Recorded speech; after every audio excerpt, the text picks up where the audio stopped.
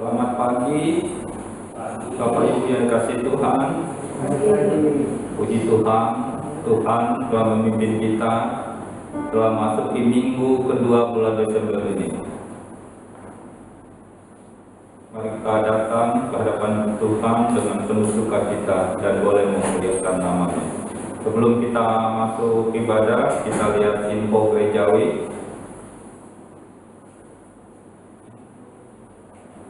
Untuk penata layanan ibadah minggu depan 20 Desember dengan tema pertobatan dan janji keselamatan.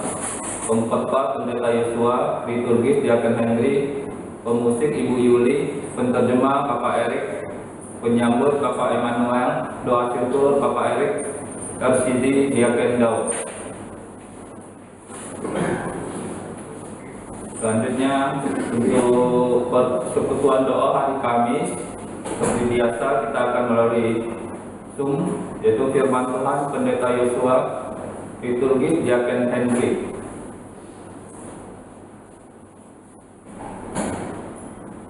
Untuk ibadah Natal sekolah minggu, yaitu hari ini jam 10 via Zoom. Kemudian pemuda dan remaja 19 Desember jam 6 sore, dan ibadah raya Natal pada tanggal 24 Desember jam setengah 6 ya, ingat ya, jam setengah 6 sore tanggal 24 sampai setengah 7. Kemudian ibadah tutup tahun akan kita lakukan pada minggu terakhir bulan Desember, yaitu tanggal 27 Desember 2020. Kita juga terus dukung dalam doa untuk jemaat-jemaat kita yang dalam keadaan lemah tubuh.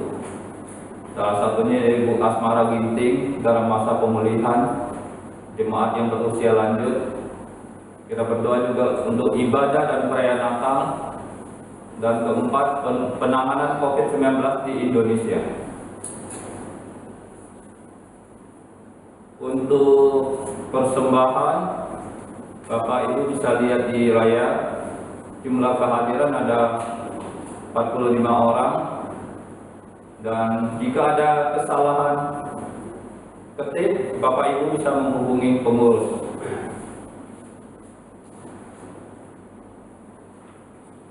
Selanjutnya kita akan masuk dalam doa teduh.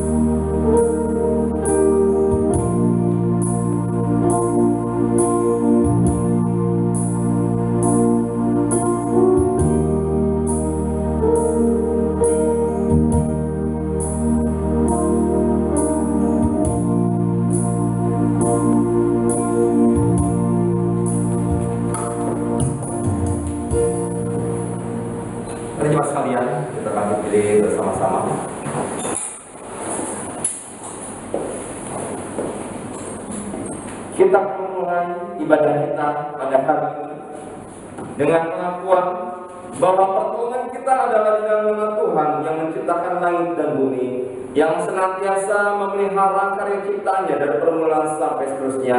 Kasih karunia dan damai sejahtera dari Allah Bapa dan Tuhan Yesus Kristus serta persekutuan dengan Roh Kudus menyertai saudara sekalian. Amin. Tetap berdiri, kita bersama-sama akan memuji Tuhan. Karena itu minggu kedua Desember kita nyanyikan KPPK 90, dengar malaikat nyanyi. Kita nyanyikan dengan seluruh sukacita.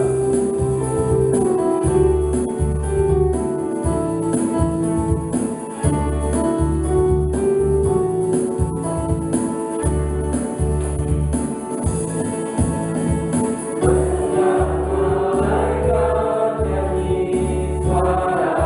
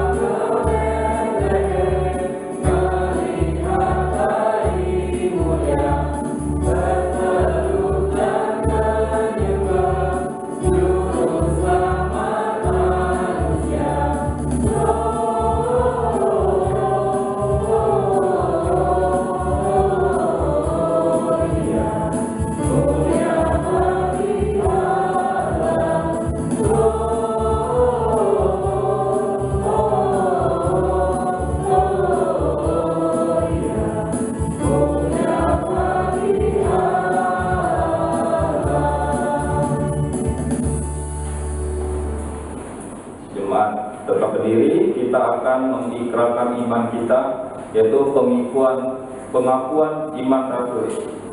Pengakuan iman rasuli. Aku percaya pada Allah, Bapa yang Maha Kuasa, Khalik langit dan bumi, dan kepada Yesus Kristus Anak yang membawa Tuhan kita, yang dikandung daripada Roh Kudus, lahir daripada Maria, yang menderita sengsara di bawah pemerintahan Pontius Pilatus, disalibkan mati dan dikuburkan, turun ke dalam kerajaan maut, pada hari yang ketiga, bangkit dari antara orang mati, naik ke surga, duduk di sebelah kanan Allah, Bapa yang Maha Kuasa, dan dari sana Ia datang untuk menghakimi orang yang hidup dan yang mati.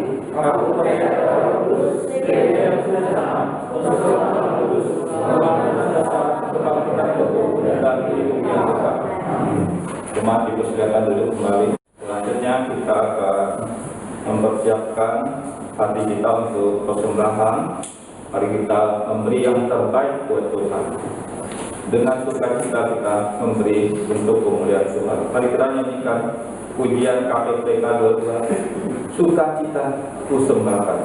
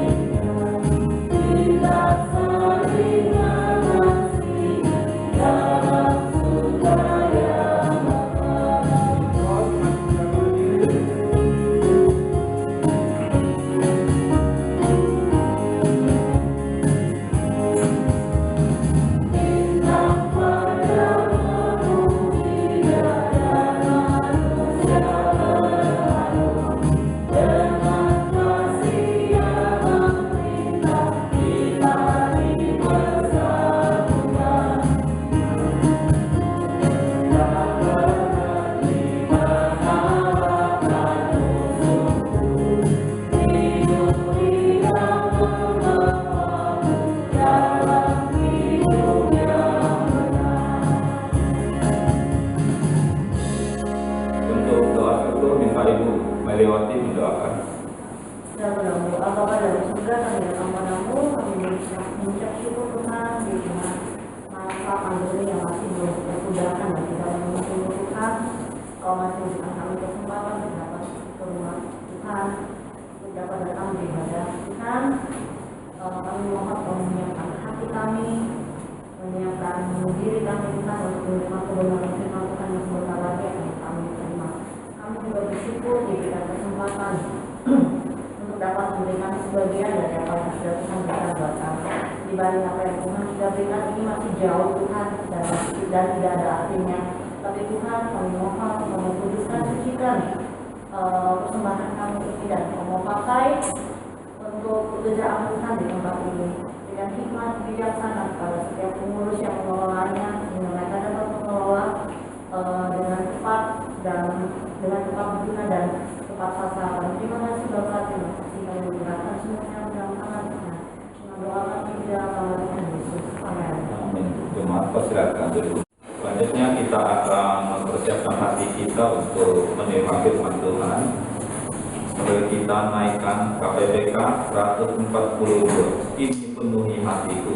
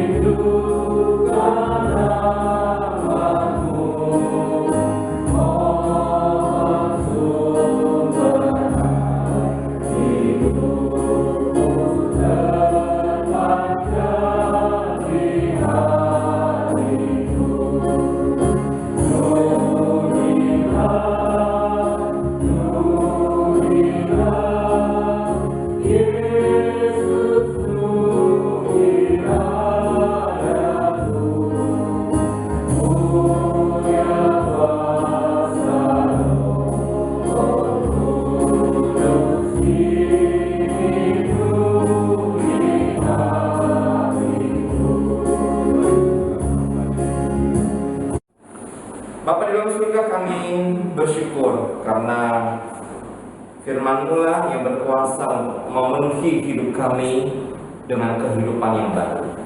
Firman-Mu lah yang menjawab ketika jiwa kami dahaga, membutuhkan siraman rohani yang kami tahu hanya kami dapatkan dari Engkau saja. Terima kasih Bapa, berkatilah saat ini kami akan merenungkan kebenaran firman-Mu. Kita pertolongan dari kuasa Roh Kudus kembali meneguhkan dan menguatkan kami, agar pada hari Tuhan setiap kebenaran yang kami terima menumbuhkan dan memperkaya iman kami di dalam Engkau. Terima kasih Bapa, kami bersyukur kepada Engkau Tuhan. Hanya dalam nama yang kudus Tuhan Yesus Kristus kami bersyukur dan kami berdoa. Amin. Puji Tuhan, ini adalah Minggu Advent yang ketiga. Ya, Advent itu adalah masa-masa penantian yang menjelang Hari Raya Natal. Ya, kita terus diingatkan dalam kehidupan kita betapa kita sebagai orang percaya terus hidup dalam sebuah pengharapan akan pertolongan Tuhan, pengharapan akan damai sejahtera yang Tuhan tinggalkan atas kehidupan kita. Pada pagi hari saya mengajak kita semua untuk merenungkan satu bagian firman Tuhan yang diambil dari 1 Petrus pasal yang kedua.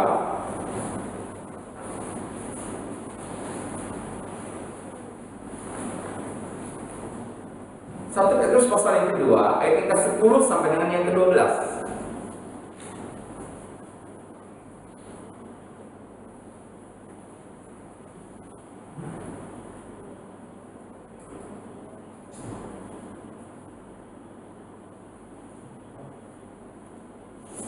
Petrus pasal yang kedua ayat yang ke-10 sampai dengan yang ke-12. Firman Tuhan berkata demikian, kamu yang dahulu bukan umat Allah, tetapi yang sekarang telah menjadi umatnya, yang dahulu tidak dikasihani, tapi yang sekarang telah beroleh belas kasihan. Saudara-saudara yang kekasih, aku menasihati kamu supaya sebagai pendatang dan perantau, kamu menjauhkan diri dari keinginan-keinginan daging yang berjuang melawan jiwa.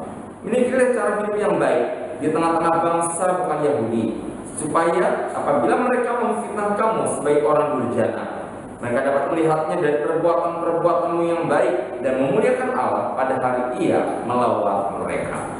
Bapak Ibu yang kasih Tuhan, bagian firman Tuhan ini disampaikan oleh Rasul Petrus yang kepada orang-orang Yahudi yang sudah percaya pada Tuhan ketika mereka tersebar di perantauan. Ya, mereka berada di beberapa tempat. Kalau kita membaca dari pasal yang pertama, ayat yang pertama, di sana bisa lihat bagaimana orang-orang Kristen, ya orang-orang Yahudi Kristen pada masa itu mereka tersebar di beberapa wilayah.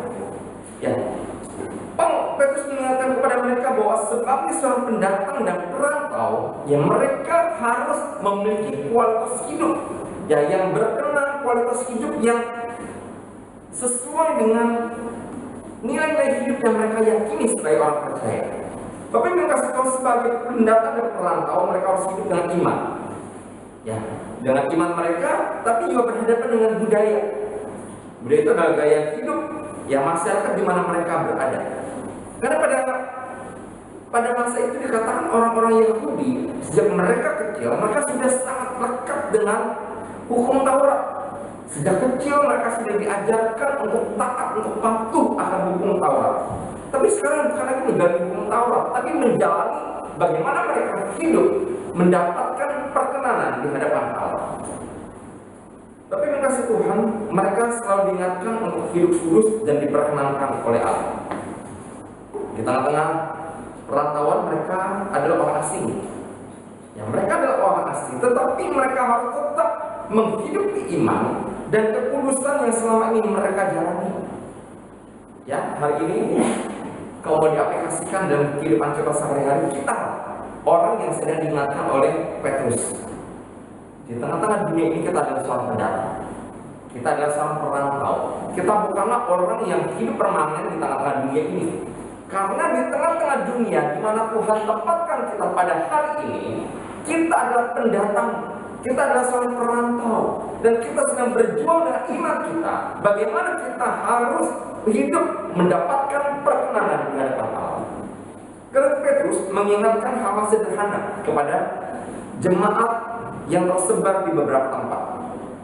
Ya, kalau konteks pada hari ini adalah bagaimana kita hidup kudus menyambut Sang Raja. Ya, kemarin saya mendapatkan sebuah kutipan yang sangat baik dari Pendeta Benny Solihin. Pendeta Benny Solihin mengatakan begini, ya, sebagai umat Tuhan, kita sebagai umat Tuhan, terlebih lagi sebagai hamba Tuhan, kita punya 3 pergumulan. Pergumulan bagaimana kita meminta hikmat Tuhan untuk menjalankan firman Allah, meminta hikmat Tuhan bagaimana kita harus hidup, dan bagaimana kita menjadi seorang pemimpin. Tetapi kita lupa bagaimana meminta hikmat Tuhan untuk hidup kudus. Bapak Ibu, ini sebuah pergumulan besar bagi orang-orang percaya. Karena ketika Tuhan panggil kita bukan hanya hidup dalam norma-norma yang sesuai dengan dunia di mana kita tinggal. Tidak membunuh, kita tidak membunuh. Tidak berzina, kita tidak berzina. Yang tidak melakukan hal yang tidak diperkenankan oleh Allah, kita tidak melakukannya. Tetapi kita lupa, sudahkah kita hidup kudus di hadapan Allah untuk menyambut Tuhan? Ya, di masa-masa saat ini kita diingatkan bahwa kita sebagai orang percaya, walaupun di tengah-tengah kondisi dan keadaan yang sepertinya sangat-sangat mencengangkan buat kita diingatkan terus, kita tetap ya harus menghidupi iman kita di tengah-tengah dunia yang semakin bengkok ini. Ya, Petrus mengingatkan beberapa hal kepada orang-orang Yahudi yang sudah percaya pada Tuhan. diingatkan sebuah fakta kepada mereka. Kamu dahulu bukan umat Allah. Bapak Ibu, kita dahulu bukan umat Allah. Ya, kita bisa percaya pada Tuhan itu karena anugerah. Amin. Kita bisa percaya pada Tuhan itu karena anugerah. Karena kita tidak pernah bisa memilih, gitu ya. Kita tidak pernah bisa memilih. Tetapi Tuhan yang panggil kita, Tuhan yang rangkul kita, tangkap kita, sehingga kita mengalami Allah secara pribadi. Ya karena itu Petrus katakan, kamu dahulu bukan umat Allah. Siapakah kita? Kita ini adalah orang-orang yang terhilang. Tuhan tangkap kita dengan latar belakang kita masing-masing. Walaupun kita katakan, musuh saya kan dari kecil sudah sekolah minggu, saya lahir dari keluarga Kristen. Bapak Ibu, tetap kita adalah orang yang terhilang. Sampai kita kepada sebuah keputusan untuk menerima Kristus dalam kehidupan kita, barulah kita bisa mengalami Kristus secara pribadi. Saya katakan kepada anak-anak saya, kepada Sisi dan Reti, kalian jangan pikir bahwa kalian adalah anak hamba Tuhan, lalu kalian adalah orang yang secara otomatis diselamatkan. Kalian harus mengalami Tuhan secara pribadi, bertobat secara pribadi. Ya, karena keselamatan atau pertobatan itu adalah perkara keputusan kita masing-masing, adalah panggilan kita masing-masing di hadapan Tuhan. Ketika Tuhan panggil engkau untuk yang menerima Tuhan, jawab panggilan itu dengan sukacita. Kan itu Bapak Ibu kasih Tuhan, ketika Petrus katakan, kamu dahulu bukan umat Allah. Dahulu kita bukan umat Allah, kita terhilang, kita menjalani hidup kita masing-masing umatnya. Dan kita sudah ditebus oleh Tuhan Yesus Kristus. Amin. Kita sudah ditebus oleh Tuhan Yesus Kristus dengan harga yang mahal, dikatakan. Bukan dengan kita menyogok Tuhan, bukan dengan ibadah-ibadah kita yang banyak sampai Allah berkenan kepada kita, tapi karena Allah memang mengasihi kita, Dia tebus hidup kita dengan darah yang mahal. Dikatakan lagi yang dahulu tidak dikasihani, karena kita di bawah murka Allah. Setiap manusia sudah berbuat dosa dan kehilangan kemuliaan Allah. Hukuman dosa, akibat dosa itu adalah maut. Tidak dikasihani, tapi yang sekarang telah beroleh belas kasihan. Karena itu kita adalah orang-orang yang menerima anugerah. Saudara dan saya, kita adalah orang-orang yang menerima anugerah. Sebab itu Petrus mengingatkan kepada jemaat-jemaat yang tersebar pada masa itu, kalian adalah orang yang sudah menerima anugerah, maka perhatikanlah bagaimana kamu hidup, ya, untuk menyambut sang raja. Yang pertama Petrus katakan kepada mereka, jauhkan keinginan daging. Jauhkan keinginan daging. Bapak Ibu yang kasih Tuhan, umat Tuhan saat itu dikala sedang tinggal bersama dengan manusia yang penuh kedagingan. Mereka berbaur. Ya, Tuhan panggil kita enggak menjadi satu pasar. Ini kumpulan orang-orang percaya itu enggak. Kumpulan orang percaya cuma di gereja, di rumah Tuhan. Kita saling meneguhkan, saling menguatkan, kita saling mensupport, ya kita saling mendengarkan, kita saling mengasihi. Itu satu klaster kita. Tapi di dalam menjalani hidup kita sehari-hari, Tuhan izinkan kita kembali ke tempat kita masing-masing. Di pekerjaan kita, di lingkungan rumah kita, bersama dengan keluarga kita yang juga majemuk. Bapak Ibu, kita hidup berdampingan dengan orang-orang atau dengan manusia yang penuh dengan kedagingan. Pada masa itu orang yang hidup di Kaisaran Roma akan hidup dalam penyembahan berhala. Ya, bagaimana mereka menjalin penyelewengan dari cara hidup yang wajar, perbuatan yang menghancurkan manusia, ada seks bebas di dalam, ada kekerasan, kerakusan. Dari kata semua itu adalah keinginan daging yang bertentangan dengan hidup kudus yang Tuhan ingatkan kepada orang percaya. Bapak Ibu kasih Tuhan firman Tuhan berkata bahwa hidup dalam daging itu adalah perseteruan dengan Allah. Ya, semua yang ada dalam dunia itu keinginan daging dan keinginan mata serta kemampuan hidup dikatakan itu bukan berasal dari Allah. Karena semuanya itu datang dari dunia. Dan apa yang kehendak Bapa pasti selalu kontra dengan apa yang keinginan dunia, keinginan daging. Begitu sebaliknya. Keinginan daging itu adalah membawa kita kepada maut, tapi dikatakan keinginan roh adalah hidup dan damai sejahtera. Ya, bagaimana? Ya, maut dan damai sejahtera itu bisa saling berkolaborasi, nggak mungkin bisa. Karena itu Petrus mengingatkan kepada orang percaya pada masa itu, jauhkanlah keinginan daging di dalam kehidupan.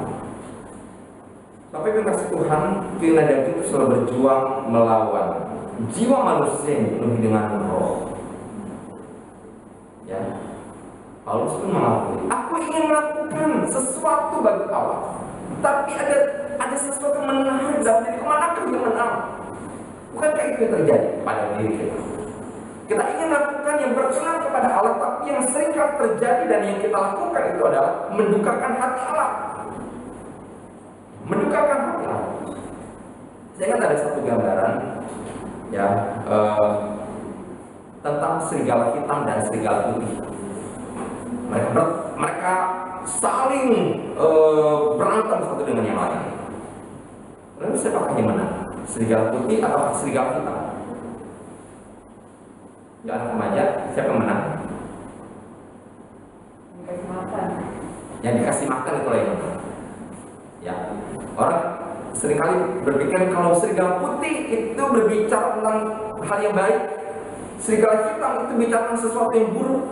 Seringkali orang berkata, wah yang menang pasti harus yang putih, gitu ya. Tapi ternyata yang menang itu adalah mana yang paling banyak dikasih makan. Ya, mana yang paling banyak dikasih makan? Kalau yang putih yang banyak dikasih makan pasti menang. Tapi kalau yang hitam yang dikasih banyak makan, pastilah yang hitam yang menang. Secara pasti dia punya kekuatan, punya power, punya kekuatan yang besar karena dia makan. Tapi mereka kasihkan roh dan daging kita saling beradu, saling merebut sesuatu dalam diri kita. Manakah yang baik kita kasih makan? Ya, manakah yang baik kita kasih makan? Hal yang rohkah ataukah yang daging di dalam diri kita? Kalau yang paling banyak yang kita kasih makan itu dalam daging kita, maka daginglah yang merebut semua daging kita, merebut semua sukacita kita. Bapak Ibu kasih Tuhan, Petrus mengingatkan kepada jemaat-jemaat di perantauan, jauhkanlah keinginan daging. Nah, keinginan daging itu bertolak belakang dengan keinginan roh. Karena dikatakan keinginan daging itu berjuang melawan jiwa. Ya, yang saya katakan, keinginan daging itu berjuang melawan jiwa, membuat kita kehilangan damai sejahtera, membuat kita kehilangan sukacita, membuat kita meragukan kasih dan pertolongan Tuhan dalam kehidupan kita. Bapak Ibu kasih Tuhan, ini sudah sangat jelas ya, diingatkan oleh Petrus kepada jemaat-jemaat perantauan. Kepada kita hari ini pun, hari ini diingatkan, keinginan daging itu sering kali berjuang melawan jiwa. Kemudian dikatakan yang kedua, Petrus ingatkan kepada jemaat perantauan untuk hidup kudus menyambut sang raja. Dikatakan adalah milikilah hidup yang baik. Bapak Ibu, mungkin kita dengar ini norma-norma yang umum. Di sekitar kita pun dikatakan begitu. Ayolah, kita harus hidup yang baik di tengah-tengah masyarakat, di tengah-tengah lingkungan kerja, di tengah-tengah di mana Tuhan tempatkan kita, hiduplah yang baik. Ya, sebagai pendatang dikatakan umat Tuhan harus menyesuaikan diri sesuai dengan tatanan hidup masyarakat di mana kita ada. Ya, pada masa itu tempat di mana orang-orang Yahudi tinggal, mereka ada di bawah koloni daripada kerajaan Roma. Ya, tentu saja yang dimaksud adalah bahwa menyesuaikan diri yang masuk itu adalah sejauh itu tidak bertentangan dengan iman Kristen. Ya, tidak bertentangan dengan iman Kristen. Masyarakat Kekaisaran Romawi mereka hidup menyembah dewa-dewa dan kaisar. Ya, kalau kita membaca ya riwayat-riwayat hidup di masa-masa perjanjian baru, kita memperhatikan banyak anak-anak Tuhan yang gugur ketika mereka harus hidup di dalam iman mereka atau mengikuti kehendak daripada kaisar. Ya, penyembahan demikian itu menjadi sebuah aturan bagi masyarakat Romawi. Ya, bagaimana mereka disuruh menyembah bahwa kaisar itu adalah kurios. Ya, kurios itu adalah bisa berarti Tuhan, bisa berarti Tuhan. Ya, tapi bagi orang percaya yang ada masa itu mereka sudah tahu maksud yang ada kaisar ini adalah ingin menjadikan dirinya Tuhan dan disembah. Maka orang percaya mengatakan bahwa kurios itu cuma satu, yaitu Yesus Kristus. Dan siapa mereka? Yang ditantang gladiator, berhadapan dengan para singa, berhadapan dengan beruang, berhadapan dengan hukum yang tidak yang terjadi. Dikatakan ada sebuah fitnah yang dialami oleh orang-orang percaya pada masa itu. Karena orang-orang percaya mengambil tempat di ruang tertutup. Hal ini dimanfaatkan oleh orang-orang sekitar mereka. Ada sebuah fitnah, gitu ya.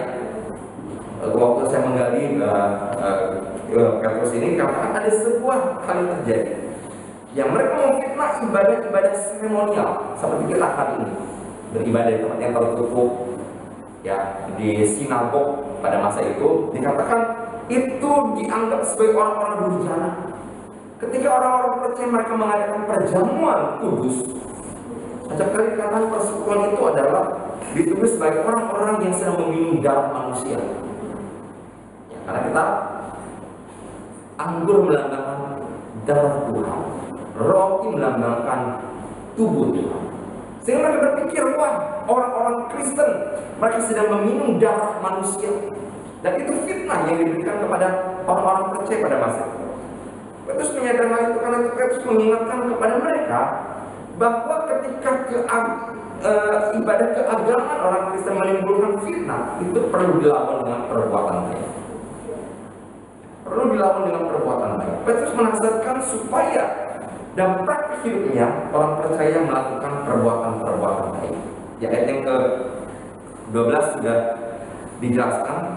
Ya, apabila mereka memfitnah kamu sebagai orang durjana. Orang durjana itu orang yang sangat jahat, orang yang sadis, tidak berperi kemanusiaan.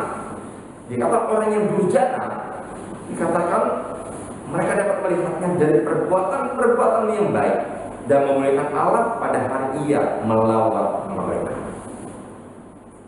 Terus mengatakan, selama kamu berbuat baik, Tuhan pasti akan cerihkan mata mereka untuk melihat bahwa yang kamu lakukan tidak sesuai dengan yang mereka pikirkan. Tapi dengan kasih Tuhan, dalam kehidupan kita seringkali berhadapan dengan kondisi dan keadaan yang sangat-sangat menyakitkan buat kita.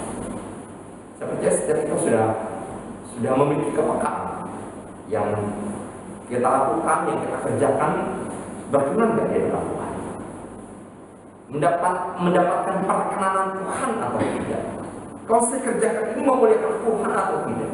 Kalau saya kerjakan itu menjadi batu sandungan untuk orang lain atau tidak?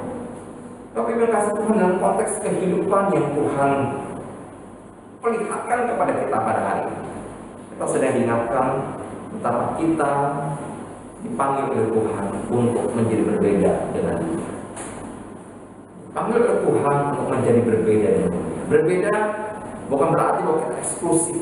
Berbeda dan arti bahwa kita memiliki kualitas hidup yang lebih tinggi, standar moral yang lebih tinggi yang diberikan oleh Allah kepada kita, untuk menunjukkan kita adalah orang percaya yang sudah ditebus dan diselamatkan oleh Tuhan.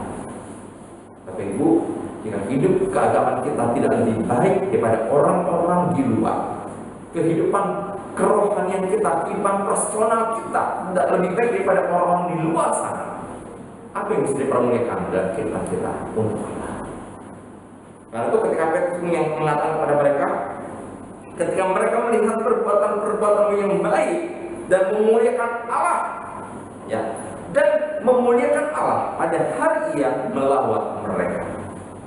Hari-hari ini Bapak Ibu, sikap kita, respon kita, tanggapan kita ini sedang menjadi sorotan yang sangat-sangat di tengah-tengah dunia. Mari kita segera percaya, kita menghidupi iman kita sedemikian rupa, sehingga iman kita dan kehidupan kita menjadi berkat, menjadi bau yang harum untuk Tuhan, dan menjadi batu sandungan bagi kita. Hari ini Bapak Ibu, tahun ini tahun istimewa buat kita. Kita merayakan Natal, ya, tidak seperti tahun-tahun yang lalu. Gereja-gereja Tuhan mereka Natal juga tidak seperti tahun-tahun yang lalu. Jor-joran luar biasa, besar-besaran luar biasa. Ya, persiapan itu. Tahun ini kita sedang dibukakan oleh Tuhan makna Natal yang sesungguhnya. Ketika dikatakan Natal itu sederhana, itu seperti yang kita ada. Ini yang sedang kita hadapi hari ini. Natal dalam kesederhanaan. Ya, untuk mengajarkan kepada kita, kalau kita selalu di tahun-tahun yang lalu mengatakan Natal itu sederhana, Allah datang sederhana di tengah-tengah dunia, apa maknanya buat kita? Mungkin ada beberapa orang yang mengatakan, aduh, Natal tahun ini sedih ya, gak seperti tahun-tahun yang lalu. Kita nyiapin ini, kita nyiapin itu, dekorasi ini, dekorasi itu, beli ini, beli itu. Hari ini, tahun ini, kita sudah diajarkan makna kesederhanaan Natal. Jadi tengah-tengah pandemi yang terjadi tengah-tengah kita, Tuhan panggil kita untuk terus menjadi berkat, untuk terus menunjukkan bahwa kita bisa memaknai semua yang terjadi di tengah-tengah kita seperti cara Allah berkat. Mari terima kasih Tuhan, kita hidup kudus menyambut sembahyang. Bukan perkara-perkara daging, milikilah hidup yang baik di depan kita, maka kita mempermuliakan. Kita sambut bagi Tuhan. Dan minta kepada Dia Lukas, bimbing kita di dalam ini. Terima kasih kami bersyukur pada pagi ini kami boleh bersama-sama datang di hadapan-Mu. Tuhan Tuhan, Engkau mengumpulkan segala sesuatu kami dengan tetap bersungguh-sungguh kami boleh mengerti bahwa Engkau datang dalam hidup kami Tuhan. Engkau berikan diri-Mu sebagai korban sembahan kami bagi Bapa manusia, sehingga kami boleh perdamaian dengan Bapa kami surga, supaya kami boleh diselamatkan karena semata-mata kasih karunia Tuhan, bukan hasil usaha kami. Terima kasih Bapa, kami bersyukur firman-Mu terus memenuhi hati kami boleh menikmati hari setiap hari, menjaga hari Natal dan sukacita dan sejahtera kesungguhan. Kami boleh mengerti makna Natal yang sesungguhnya, penuh dengan kesederhanaan di kalangan kita. Yang hadiah kepada sesederhana memanggil setiap orang yang hati yang tulus dan melakukan. Terima kasih Bapa.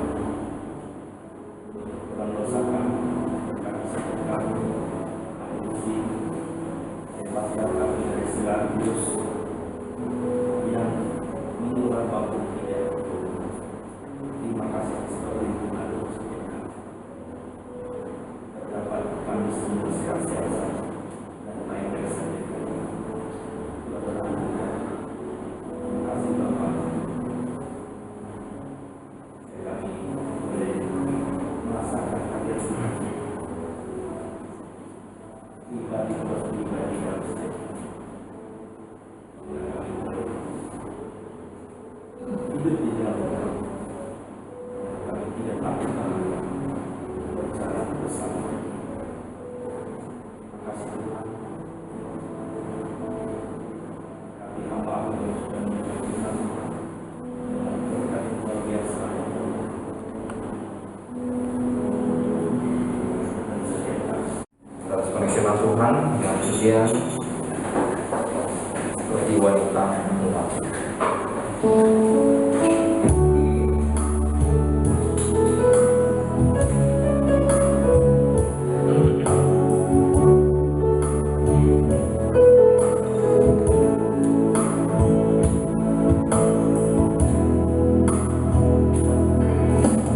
Seperti wanita mengurangiku, menangis di bawah kakimu.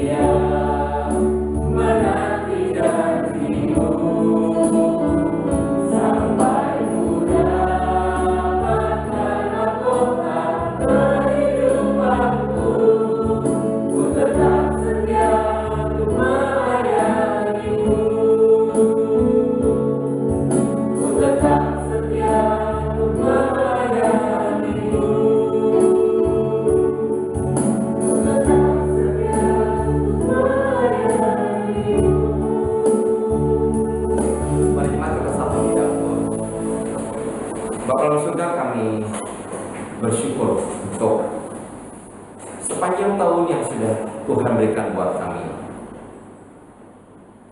Walaupun tahun ini kami rasakan hal yang berbeda. Tahun ini Tuhan kami rasakan pergumulan cukup besar. Sejak awal Maret sampai hari ini kami menghadapi pandemi yang masih belum selesai. Pandemi yang berdampak kepada banyak bidang kehidupan yang kami geluti. Dan kami tahu Tuhan, jemaat-jemaat-Mu pun mereka mengalami kondisi dan keadaan yang sama. Dan pergumulan dalam tantangan dan dalam kesulitan.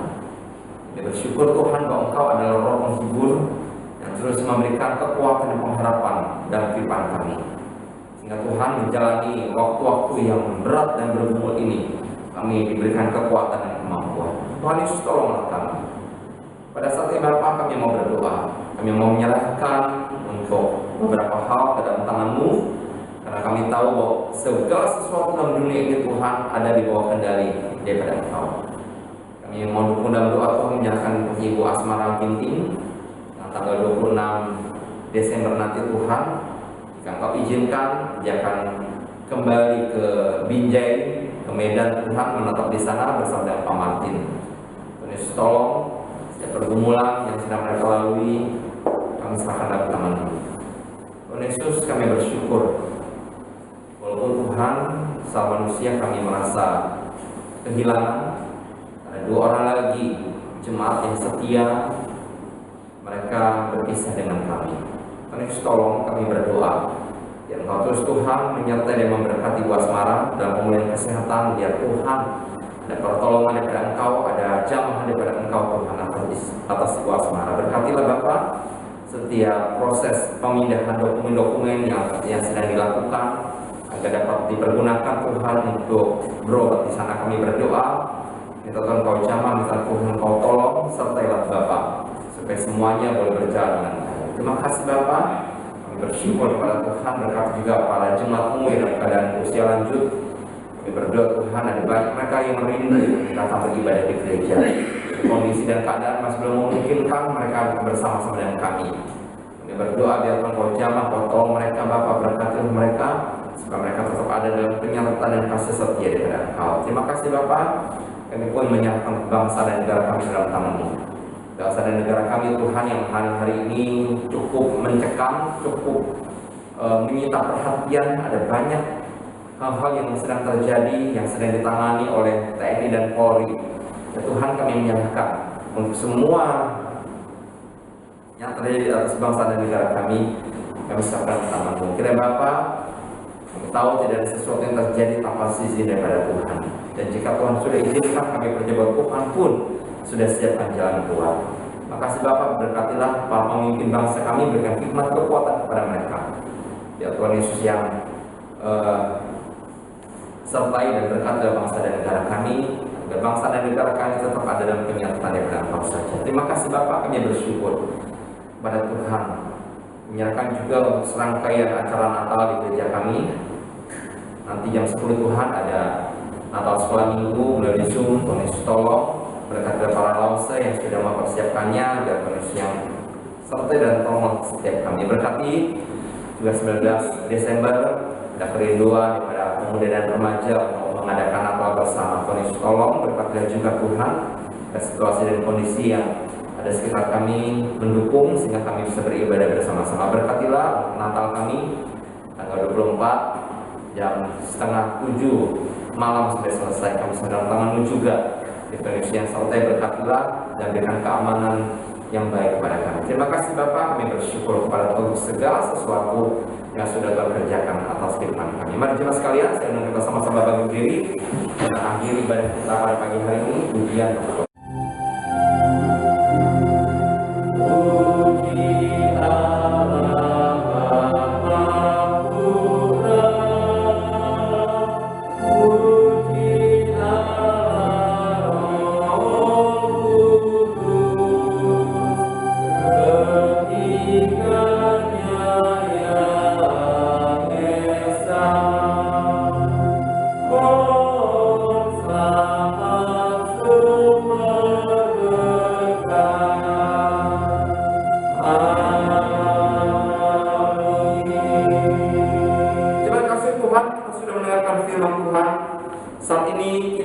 pulang ke rumah kita masing-masing untuk melakukan firman Tuhan.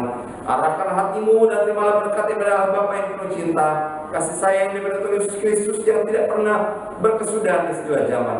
Kekuatan penghiburan persekutuan daripada Roh Kudus akan turun memberkati kehidupanmu, rumah tanggamu, usahamu, pekerjaanmu, apapun yang kau kerjakan.